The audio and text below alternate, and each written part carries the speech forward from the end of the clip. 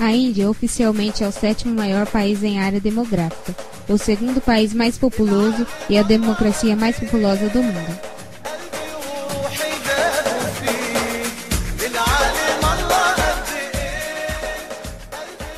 A Índia terá sua primeira presidente mulher, Pratibha Patil, uma ex-governadora e candidata pela Aliança Governista. Foi eleita pelo Congresso, derrotando o candidato opcionista e atual vice-presidente. Os costumes na Índia sempre foram desfavoráveis às mulheres. Ao se casar, a indiana passa a ser uma espécie de empregada da família do marido. Por tradição, a família da noiva paga um dote generoso ao futuro marido. A situação da viúva é uma aberração, pois o Código de Manu mais parece um instrumento de flagelo em sua vida. Para honrar a memória do marido, uma viúva decente e exemplo moral para toda a família jamais poderá conhecer o suor de outro corpo. Ao casarem, as mulheres tatuam o corpo e enquanto suas tatuagens durarem, será o tempo de sua lua de mel.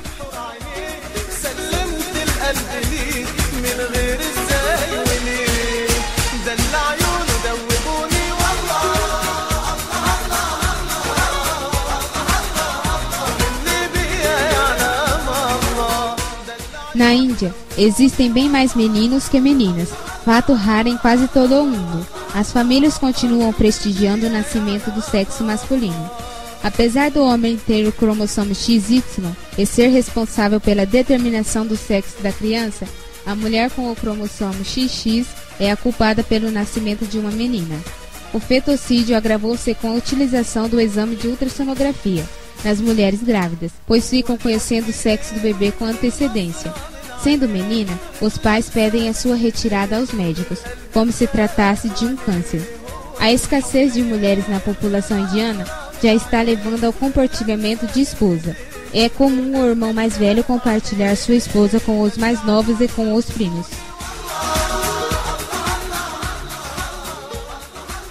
A situação das mulheres na Índia é uma das piores em todo o mundo. A discriminação começa desde o momento da gestação em que se define o sexo da criança. Em muitos casos, segue-se ao exame de ultrassom o aborto, e o infanticídio é quase tão comum quanto na China. O desequilíbrio entre os sexos cresceu 6% nos últimos anos. Além disso, as mulheres que sobrevivem à infância não têm as melhores perspectivas. As mulheres na Índia, nascidas de uma casta considerada menos importante, sofrem com a falta de apoio à educação e à saúde, e estão lutando para mudar suas vidas e de suas filhas. Saem às ruas para reivindicar seus direitos por mais educação e prevenção contra a AIDS.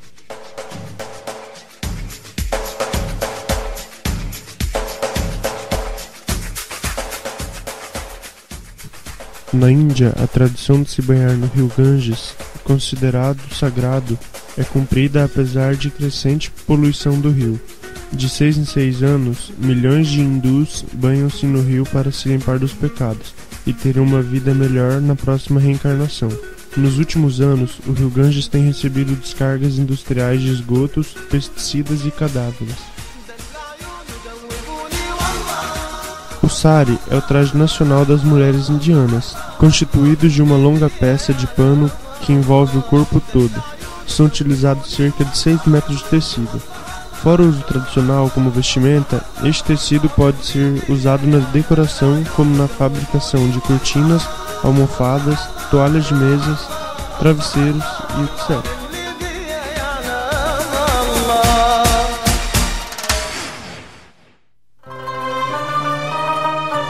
Até o final de 2002, a China contou com 620 milhões de mulheres, cifra que está representando 48,5% da população total chinesa. O governo chinês dá muita atenção ao desenvolvimento e ao progresso das mulheres. Adotou a igualdade entre o homem e a mulher como uma das políticas fundamentais em busca da promoção no desenvolvimento social do país, e estimula a participação do homem e da mulher em pé de igualdade nos assuntos estatais no desenvolvimento conjunto do benefício comum. Em janeiro de 1980, quando a população chinesa já passava de 1 bilhão, o governo central lançou o documento número 1, que tentava planificar os nascimentos com conjuntos de medidas para limitar a um único filho por casal. Havia uma série de vantagens para quem se limitasse a um único filho. de multas e restrições civis para quem tivesse mais de um filho.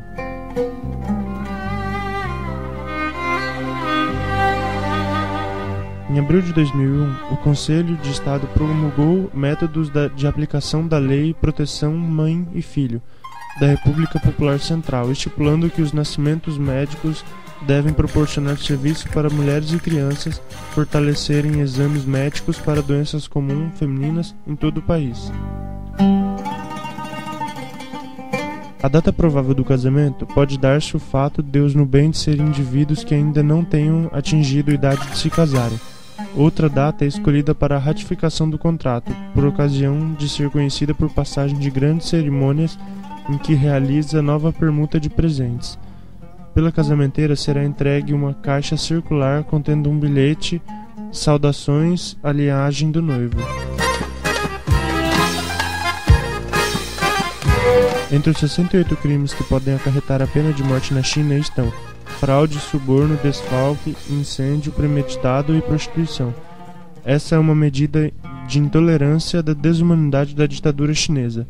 Todos os chineses que contestam o governo sofrem tortura de todos os tipos quando não são sentenciados à pena de morte.